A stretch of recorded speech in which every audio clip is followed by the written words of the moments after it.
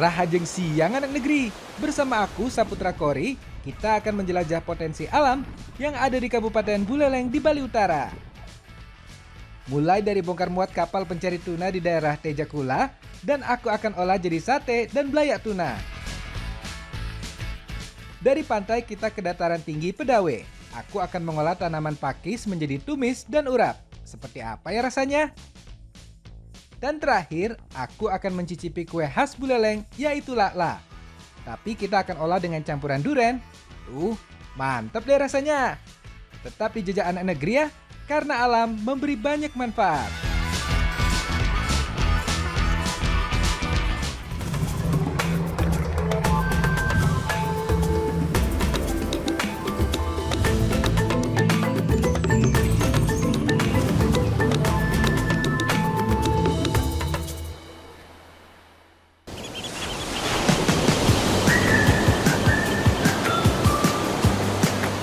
Pesona alam Buleleng yang berada di pesisir Bali Utara sangat lengkap, mulai dari pantai yang terbentang dari barat hingga timur, hingga dataran yang tinggi menjadi batas dengan daerah lainnya. Pantai menjadi tujuan melepas penat di kala sore hari, sambil menikmati senja di penghujung hari. Tidak hanya berenang, pantai yang indah di Buleleng menawarkan keseruan lain. Salah satu aktivitas yang bisa dilakukan di pantai sekitar Buleleng adalah bermain kano. Bermain kano seperti ini memang tidak banyak kita temui saat berkunjung ke pantai. Anak negeri, bermain kano mirip seperti kayak, tetapi memiliki beberapa perbedaan. Yang paling terlihat adalah tipe desain perahunya. Kano memiliki desain dek terbuka, sementara kayak biasanya memiliki dek yang tertutup. Saat mengayuh kano atau mendayung untuk mencapai suatu tujuan, tubuh tentu akan bergerak secara aktif. Nafas dan stamina pun harus selalu terjaga untuk menghindarkan tubuh dari rasa lelah. Oleh sebab itu, apabila seseorang melakukan olahraga kano dalam jangka waktu yang teratur, tubuh tentu akan menjadi semakin sehat. Bermain kano adalah salah satu kegiatan yang bisa dilakukan di Pantai Penimbangan Kabupaten Buleleng. Dan setelah ini, aku akan langsung mengeksplor kekayaan alam dan kuliner yang ada di Kabupaten Buleleng. Jadi, ikutin terus jejak anak negeri karena alam memberi banyak manfaat.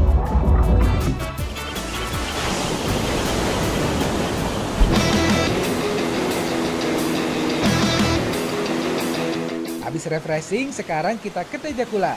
Nunggu Bli Made pulang melaut nih. Semalaman habis nembak ikan katanya. Mau bawa ikan tuna. Wah, beruntung banget ya aku. Nah, itu dia perahunya sudah berlabuh. Ayo kita bantu. Halo Pak, weh banyak kali tunanya nih Pak. Ini tuna semua nih Pak ya? Iya semua, iya. Waduh, yuk kalau gitu kita turunin aja langsung Pak. Tuna yang didapat termasuk jenis tuna sirip kuning atau ikan madidihang. Wah, enak banget pastinya kalau kita olah. Nah, ikan tuna ini adalah salah satu hasil tangkapan yang biasa didapatkan oleh nelayan di daerah Desa Les ini. Dan biasanya para nelayan ini akan berangkat kemarin sore dan tibanya baru pagi hari seperti ini. Ayo Pak, langsung dibawa aja Pak tunanya. Mari Pak. Perairan utara Bali menjadi tempat habitat tuna. Di Indonesia banyak spot untuk menemukan tuna, mulai dari perairan utara Bali, Selat Makassar, hingga Laut Banda. 85% tuna menghabiskan waktu di kedalaman kurang dari 75 meter. Tuna dipasarkan dalam bentuk ikan segar, beku, atau kalengan. Untuk nelayan les, tuna akan dibawa ke Denpasar untuk langsung dijual ke tempat makan. Sekarang kita bawa ke pengepulnya aja. Ini udang kilo ada? Sekitar 30 kilo nih Pak. Oh 30 kilo. Nah umpan Mbak. Di sini tuna dijual per kilo dengan harga 30 hingga 35.000 per kilonya. Satu ekor tuna seperti ini beratnya mencapai 3 kg loh. Wah, jadi pengen olah ikan tunanya nih. Aku minta aja deh satu. Pak, ini bensin yang paling gede ini tadi Bang, yang Bang ini Pak. Oke, Dadi, Mas Dadi ya. Dadi. Ya, makasih Pak nah, makasih Pak, makasih Pak.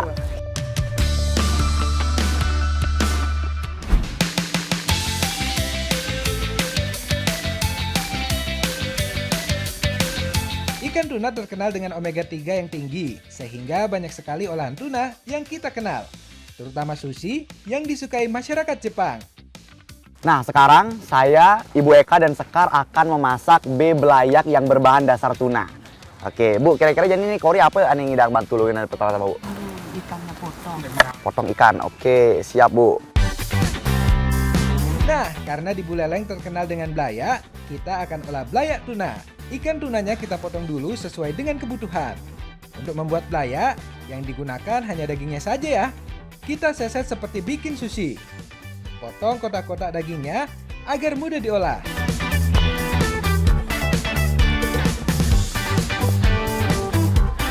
Sekar menyiapkan sayurannya, mulai dari mengiris kubis, petik bayam, dan memilah kecambah. Kalau Ibu Eka menghaluskan bumbu, seperti cabai, bawang putih, bawang merah, kemiri, ketumbar, lengkuas, kunyit, jahe, dan terasi. Bu, ini B ini besok megetep jadi yang kerang ya nih, Bu? Nah, lah berapa itu? Oh, langsung celepang, Bu. Jak sayurnya sih, Bu. Ini palasang aja nih. Oke, siap, Bu. Sayurnya malu. Nggih, Bu.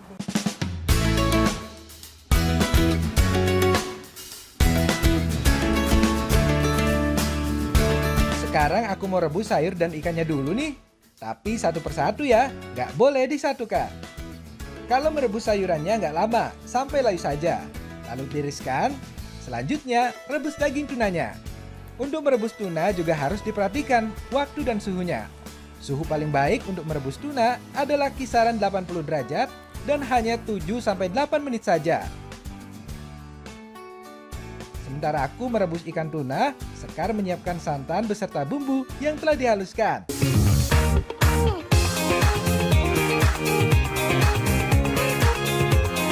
Sekarang saatnya kita tumis bumbunya. Setelah harum, tambahkan santan. Ya. Biarkan hingga mendidih dan beri kuah rebusan tuna sedikit, agar ada aroma kaldu tuna. Lalu masukkan tuna yang sudah direbus, aduk hingga bumbu tercampur. Sementara itu Ibu Eka mempersiapkan urap sayurannya. Seperti inilah tampilan belayak tuna yang sudah matang. Wah, menarik bukan? Paling pas disajikan dengan tipat atau lontong. Nah, ini dia belayak urap kuah tunanya udah jadi. Dan sekarang langsung aja bakal kita makan bareng. Mari ke Pak, Bu, langsung dimakan Pak, ayo.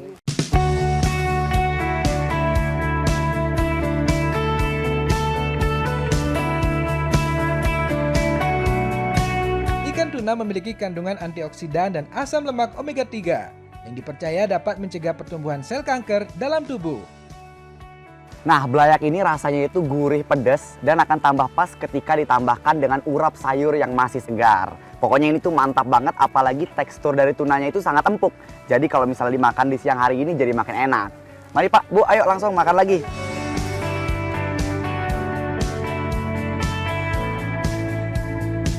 Olahan tuna selalu banyak digemari oleh banyak orang, baik muda maupun dewasa, karena selain rasanya yang enak, juga memiliki banyak manfaat yang baik untuk tubuh.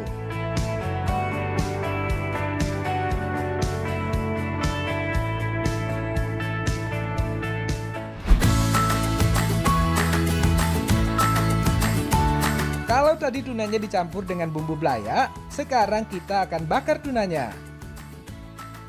Nah, sekarang saya, Bu Ketut, dan Kartika akan membuat sate tuna. Dan pertama-tama kita akan melembutkan tunanya terlebih dahulu dengan cara menumbuknya. Aku akan membuat sate tuna khas Buleleng. Ya, karena Bali terkenal akan sate lilitnya, sekarang aku akan gunakan ikan tuna yang terkenal gurih dan empuk dagingnya ini untuk diolah menjadi sate. Potong daging tuna menjadi kecil-kecil dan cincang hingga halus, lalu tumbuk hingga benar-benar lembut. Proses ini akan menentukan kelembutan dari sate lilit tunanya nanti. Tuh bumbunya kan halus berarti, Bu. Mana yang kene, Bu? Bu, Ben bede.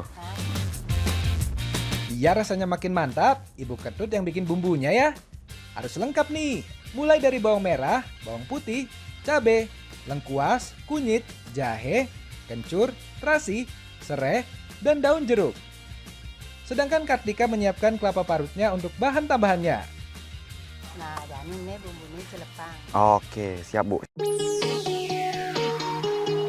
Sekarang campurkan bumbu dan juga kelapa parutnya, tumbuk sampai halus. Nah, tumbuk tuh panglungan. Oke, bepang mencampur makejang, Bu. Eh. Oh, gini. Nah, bumbunya sudah lembut nih. Sekarang saatnya tambahkan bawang goreng dan juga irisan jeruk purut untuk menambah aromanya. Beri sedikit minyak agar tangan tidak lengket saat mengaduk. Aduk lagi biar tercampur dalam adonan. Sekarang taruh adonan di dalam pelepah kelapa. Nah, kalau bikin sate lilit, harus pas menaruh adonannya pada tiap tusukan, karena kalau terlalu banyak, juga tidak akan matang dengan sempurna. Nih, kamu nih Bu, kuangin. Kuangin, Bede. Kuangin Bede. Jadi kelebihannya terus itunya. Nih. Nah, Oh. Udah jadi nih, tinggal taruh pada batang kelapa untuk dibakar hingga matang. Sate lilit memiliki filosofi, yakni menyimbolkan masyarakat Bali yang selalu bersatu. Seperti ini tampilan sate lilit yang siap untuk disantap.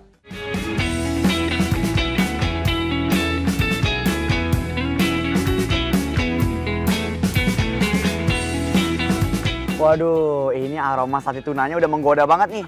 Ayo Pak, Bu, langsung makan. Ayo, ketika langsung diambil, ayo. Langsung ambil, Bu.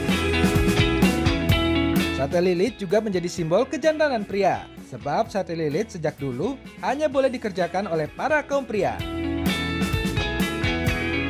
Mulai dari meracik adonan, hingga proses membakar juga hanya boleh dilakukan kaum pria. Jika seorang pria tidak bisa membuat sate lilit, maka akan dipertanyakan kejantanannya. Kayak aku nih, bisa bikin sate lilit tunanya. Walaupun sudah diolah menjadi sate, tapi rasa tunanya itu masih sangat terasa di sate ini. Dan juga untuk serat dagingnya itu sangat lembut, serta karena tadi di awal sudah ditambahkan gula juruh, membuat ada rasa manis di dalam sate ini. Pokoknya mantap banget deh buat sate ini. Ayo Pak, Bu, langsung Pak, Kartika, ayo langsung dicobain lagi.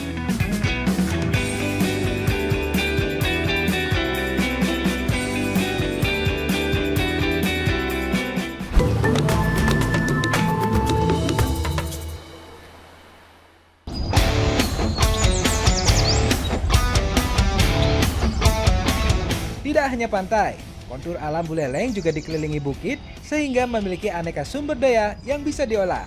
Salah satunya adalah tanaman pakis atau paku. Di Desa Pedawe dengan ketinggian sekitar 700 hingga 120 meter di atas permukaan laut, tanaman pakis banyak tumbuh di sini. Aku, Sani, dan Ibu Lu mencari tanaman pakis di dekat aliran sungai. Nah, Ibu Lu sudah dapat nih pakisnya. Nah Bu, ini yang mana nih gede Bu? Ani gede Bu. Nih Bu, paku nih. Tendadoh niki, tendadoh hajang niki. Terus si Dadi kenapa dia gitu Bu? Lain jenisnya niki pakunya tendadoh saja. Wah, ternyata tanaman paku yang aku ambil tidak bisa untuk dikonsumsi. Harus cari lagi nih. Duh, masih kurang nih pakisnya. Aku, Ibu Lu, dan Sani mencari ke tebing-tebing curam. Harus hati-hati nih. Meski banyak tanaman pakis yang tumbuh, namun yang dapat dikonsumsi harus benar-benar dicari dan dipilih sesuai dengan jenisnya. Karena di dalam tanaman pakis mengandung zat karsinogen yang berbahaya bagi tubuh. Hanya pakis muda yang bisa dikonsumsi dan jenis pakis burung unta, serta pakis cakar elang yang bisa dikonsumsi. Nah, jadi ini namanya paku kedis. Paku ini biasanya tumbuh di daerah yang ketinggiannya sekitar 1.200 meter di atas permukaan air laut. Dan dia yang sekitar ukuran kecil-kecil ini udah bisa dimakan. Sedangkan yang ukurannya besar itu udah nggak bisa dimakan lagi karena rasanya akan pahit. Ini biasanya bisa ditemukan di daerah-daerah seperti di Desa Pedawe ini. Nah, udah cukup nih pakisnya. Siap buat kita olah.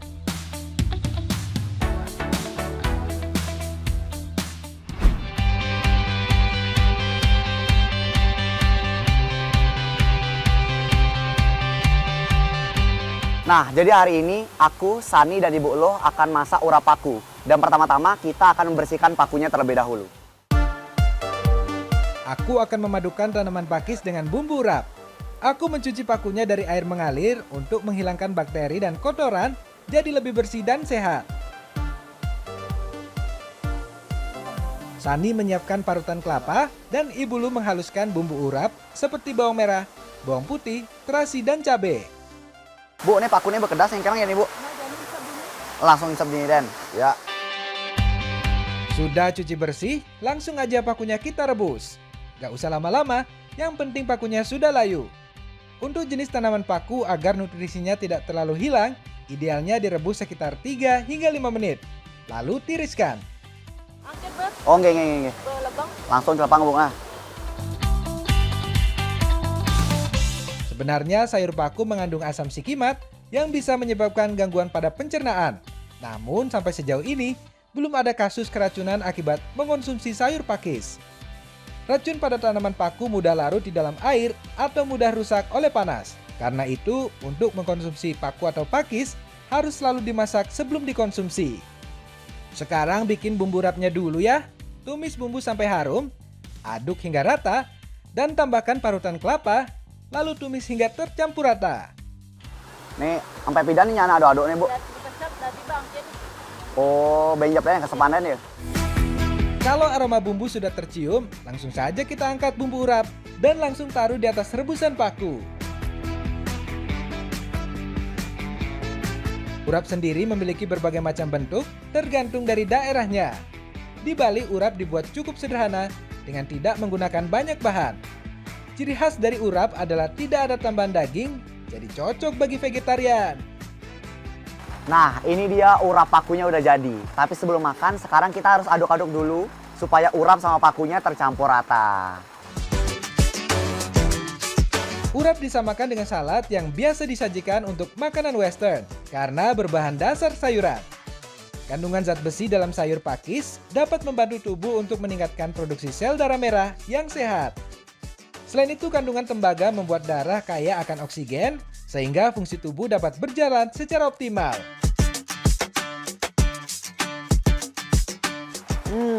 Untuk urap paku ini rasanya benar-benar gurih karena dia mengandung parutan kelapa.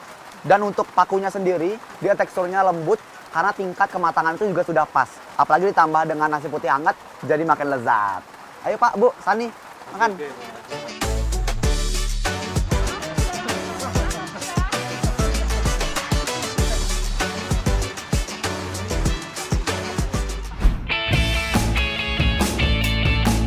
Gak hanya diolah jadi urap, aku akan mengolah tanaman paku dengan udang. Jadi sekarang aku, Sani, dan Bu Yuli akan masak tumis paku udang. Nah, jadi kira-kira apa dulu nih Bu yang bisa aku bantu nih Bu, pertama-tama Bu? Kori tolong bantu kupas udangnya. Oke Bu, kupas udang. Petik Pak pakisnya. Siap Bu. Hampir semua sayuran bisa ditumis karena bumbunya simpel dan cara masaknya juga mudah. Apalagi dipadukan dengan udang. Udang yang menjadi salah satu hasil alam di Buleleng mudah diolah menjadi apa saja dan memiliki protein yang tinggi.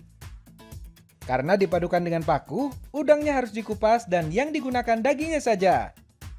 Sani kira-kira nyandang jamu nih Sano? Nih. Nyandang melangna Ini cara kini bener kan? Nih, nu kulitnya dini. Oh, sing tadi misi sirahnya itu. Sing dadi. Oh gitu. Oh sirahnya kutang berarti itu. Kutang. Jak kene sih apa nenek buntotnya nih. Kalau paku atau pakisnya gunakan pucuknya saja ya, karena masih muda dan segar. Untuk bumbunya cukup sederhana, mulai dari cabai, bawang merah, dan bawang putih, cukup dirajang kecil-kecil. Hal ini karena cara memasak dengan menumis akan lebih beraroma jika bumbunya dirajang kecil.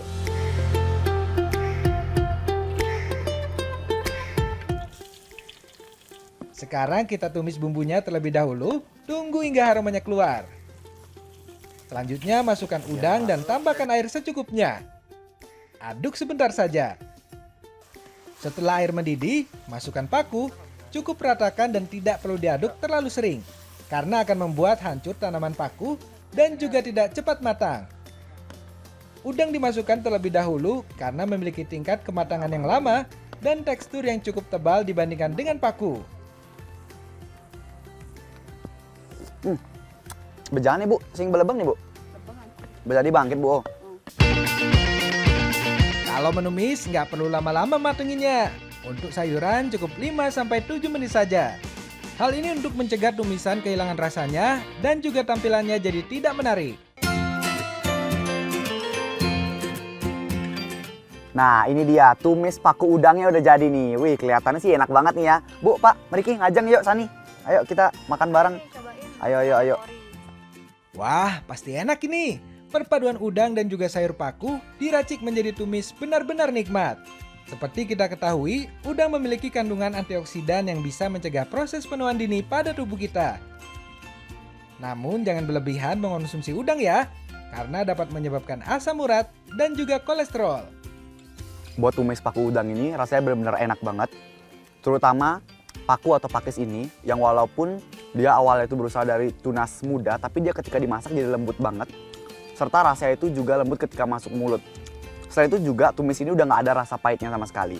Nah, terus dari udangnya juga perpaduannya pas banget sama tumis paku ini karena dia rasanya benar-benar gurih dan perpaduannya benar-benar enak ketika dicampurin sama tumis dan juga nasi hangat. Tanaman paku memiliki kandungan vitamin A dan juga vitamin C yang sangat tinggi sehingga bisa meningkatkan sistem imun dalam tubuh. Cocok bagi masyarakat yang berada di dataran tinggi yang membutuhkan sistem imun untuk terhindar dari gangguan penyakit karena memiliki suhu yang dingin.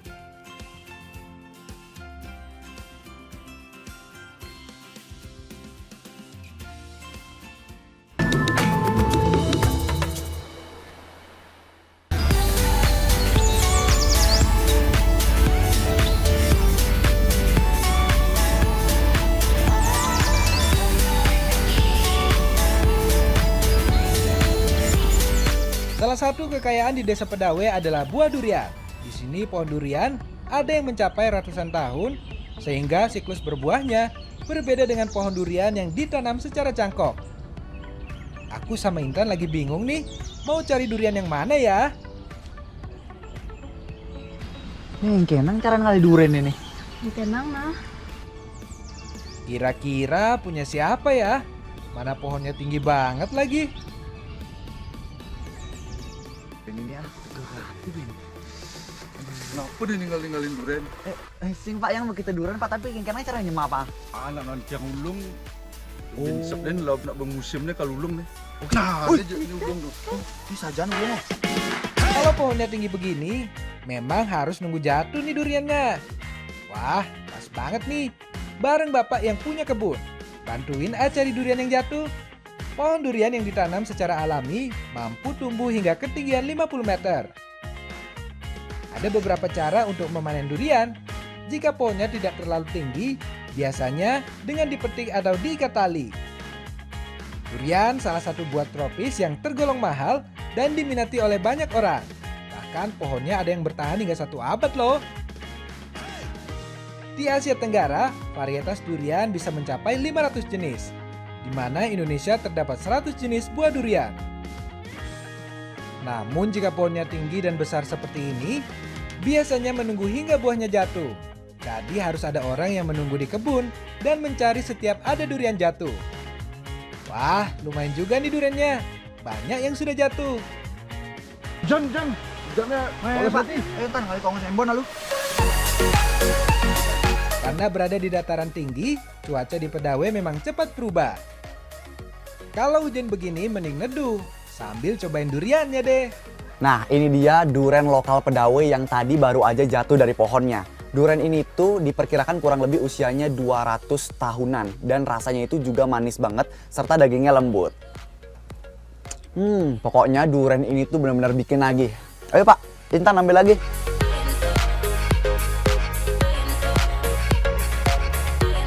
Wah, jangan dihabisin semua nih. Sebagian duriannya mau aku olah bersama Ibu Komang.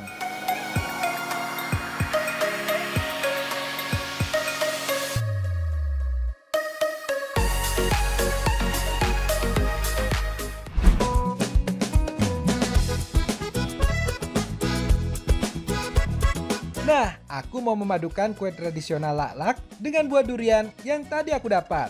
Seperti apa ya? Jajanan laklak yang berbahan dasar utama tepung terigu dan tepung beras memiliki warna dasar putih dan coklat dari gula merah. Nah, kali ini aku akan menambahkan durian, daun suji, dan juga buah naga sebagai pewarna dan juga perasanya. Karena yang dipakai hanya dagingnya saja, aku pisahkan dulu bijinya. Ibu Komang yang membuat pewarnanya dari buah naga, dan Intan menumbuk daun suji untuk mendapatkan sarinya. Bu, ini duriannya besar kayak gini Bu. Jadi lebih pedas dulu. Oh, peras-peras den. Diaduk-aduk. Ada banyak panis yang tepung. Oh, gini. Selanjutnya tinggal buat adonan untuk rasa durian. Tambahkan tepung terigu pada durian. Intan membuat adonan warna hijau dari daun suji, dan Ibu Komang membuat warna merah dari buah naga. Buat adonan jangan terlalu kental ataupun encer, harus pas perbandingannya. Nah, jadi sekarang aku, Intan, dan Ibu Komang sudah selesai membuat adonan jajah laklak. Dan sekarang kita akan lanjut masak adonan jajah laklaknya. Bu, Ji kira-kira langsung nih? Langsung dipaon? Oke, siap. Nah, semua adonan sudah jadi. Sekarang tinggal kita bikin saja laklaknya. Kue laklak punya cara yang unik untuk memanggangnya, yaitu menggunakan tungku tanah liat. Laklak memiliki bentuk bulat yang sama seperti serabi khas Pulau Jawa. Ukurannya lebih kecil dan memiliki warna hijau muda yang berbeda dengan serabi pada biasanya. Penggunaan tungku tanah liat bukan tanpa alasan. Hal ini karena untuk membuat panas lebih tahan lama, sehingga laklak yang dibuat matang dengan merata. Tuang adonan jangan terlalu penuh ya, karena laklak akan mengembang sedikit dari adonan. Setelah itu tutup satu persatu adonan laklaknya, tunggu sekitar 3 hingga 5 menit agar laklaknya matang. Nah, jadi keunikan jajah laklak ini terletak dari proses pembuatannya yang masih menggunakan cetakan tradisional supaya nantinya cita rasa dan juga aromanya itu masih khas. Nah, jadi kira-kira ini Bu, nanti lagi berapa lama ini udah matangnya Bu? Ini kayaknya udah mau matang. Udah mau matang, berarti udah boleh diangkat nih Bu ya? Kita boleh cek-cek dulu ya Bu ya? Kalau udah matang, langsung aja diangkat. Kalau kelamaan, nanti gosong.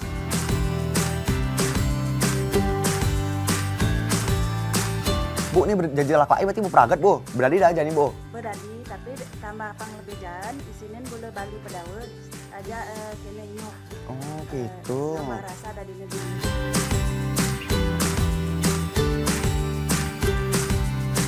Gimana, cantik kan kue laklaknya? Warna-warni, makin menggoda pengen menikmati aja. Nah, ini dia jajah laklaknya udah jadi dan sekarang langsung aja kita cobain bareng-bareng sambil ditemenin sama kopi hitam asli Pedawe. Mari Pak, ayo langsung kita cobain jajah laklaknya. Warna-warni, makin menggoda pengen nikmati aja. Kue ini juga sering ditemukan dalam upacara adat Bali, Kuningan, dan Galungan. Dalam upacara adat, penganan ini biasanya disajikan dengan beragam kue tradisional khas Bali lainnya.